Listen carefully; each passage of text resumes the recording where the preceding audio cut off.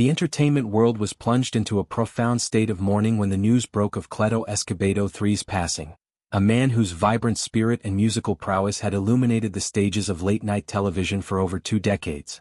As the longtime bandleader for Jimmy Kimmel Live, Escobedo was more than just a performer. He was the rhythmic heartbeat of the show, the unsung hero who infused every episode with energy, humor, and an infectious zest for life. His sudden departure on a seemingly ordinary Tuesday left an indelible void, not only among his colleagues and fans but across an industry that revered his talent and kindness. Days later, the veil of uncertainty was lifted when official documents unveiled the complex and tragic cascade of medical events that led to his demise, painting a picture of a warrior who fought valiantly against an unrelenting tide of health adversities. At the core of this sorrowful revelation lies the immediate cause: cardiogenic shock, a dire condition where the heart's pumping action falters catastrophically, denying vital organs the oxygenated blood they desperately need to function. This wasn't a solitary assailant but part of a multifaceted onslaught that included vasodilatory shock, where blood vessels dilate uncontrollably, plummeting blood pressure to perilous lows; disseminated intravascular coagulation, a clotting disorder that turns the bloodstream into a battleground of microthromboses and hemorrhages; and the insidious grip of alcoholic cirrhosis, a liver ravaged by years of strain, scarring its tissues into a labyrinth of dysfunction. Layered upon these were sepsis, a systemic infection that spirals into organ failure; graft versus host disease, a complication from transplants where the donor's immune cells rebel against the recipient's body; immunosuppression, leaving the defenses woefully exposed; chronic kidney disease, silently eroding filtration capabilities; and pneumonia, the opportunistic invader that infiltrates the lungs with fluid and fever. This litany of ailments, detailed in the death certificate, underscores the ferocity of Escobedo's final battle, a symphony of bodily betrayal that no amount of resilience could fully harmonize. Yet even in the face of such overwhelming odds, Escobedo's legacy endures not as a tale of defeat, but as a testament to the profound connections he forged. His closest confidant, Jimmy Kimmel, the affable host whose sharp wit has defined late-night comedy, was the first to shatter the silence with a raw, unfiltered outpouring of grief. Through the lens of social media, Kimmel shared a message that resonated like a somber ballad.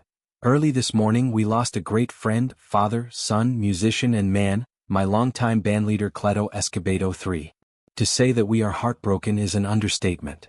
These words, simple yet searing, captured the essence of a bond that transcended professional ties, rooted in the carefree days of childhood where dreams of music and mischief intertwined. Kimmel's tribute extended beyond lamentation into action, a deliberate choice to channel anguish into avenues of healing and remembrance. He spotlighted 2 charitable initiatives, each a reflection of Escobedo's character. The first directs support to the UCLA Medical Center, the institution that stood as a bulwark during his treatments, offering cutting-edge care amid the storm of complications. The second honors Escobedo's boundless affection for animals, funneling resources to LA's The Animal Foundation, a sanctuary where stray souls find hope and homes. In proposing these fundraisers, Kimmel encapsulated the man he knew, always kind and eager to help others. It was this altruism that defined Escobedo, a quiet force who lifted those around him without seeking the spotlight, much like the subtle bass lines that underpin a soaring melody. Escobedo's musical journey was a rich tapestry woven from diverse threads of genre and collaboration, beginning long before his iconic stint on Jimmy Kimmel Live. Born into a family steeped in the rhythms of Texas border culture, he imbibed the soulful strains of conjunto, tejano, and Latin jazz from an early age. His father, a legendary figure in the Chicano music scene, mentored him through the intricacies of accordion and bajo sexto, instruments that would become extensions of his very soul. By his 20s, Escobedo had carved a niche as a session musician, lending his golden touch to recordings that spanned rock, pop, and world music. But it was his tenure with Paula Abdul that catapulted him into the national consciousness. Recruited for her inaugural world tour despite his lack of road experience, Escobedo's audition was nothing short of electric. As Abdul later reminisced in her own heartfelt homage, "The moment I heard him, I knew I had to hire him. His talent and energy were undeniable." That tour was a crucible, forging Escobedo's skills under the glare of stadium lights and the pressure of global itineraries. He navigated the chaos of sold-out arenas, from the electric buzz of Tokyo to the humid pulse of Rio, all while syncing perfectly with Abdul's high-octane choreography and vocal demands. It was here that his reputation as a reliable, effervescent collaborator solidified, a musician who could improvise on a dime, turning potential mishaps into memorable jams. Years later, this foundation would prove invaluable when fate reunited him with Kimmel, a boyhood pal from the sun-baked suburbs of Palm Springs. Their shared history was one of scraped knees and shared secrets, evolving into a professional partnership that blended nostalgia with innovation. Joining Jimmy Kimmel Live. In 2003 as the leader of Cleto and the Cletones, Escobedo transformed the show's musical interludes into cultural touchstones.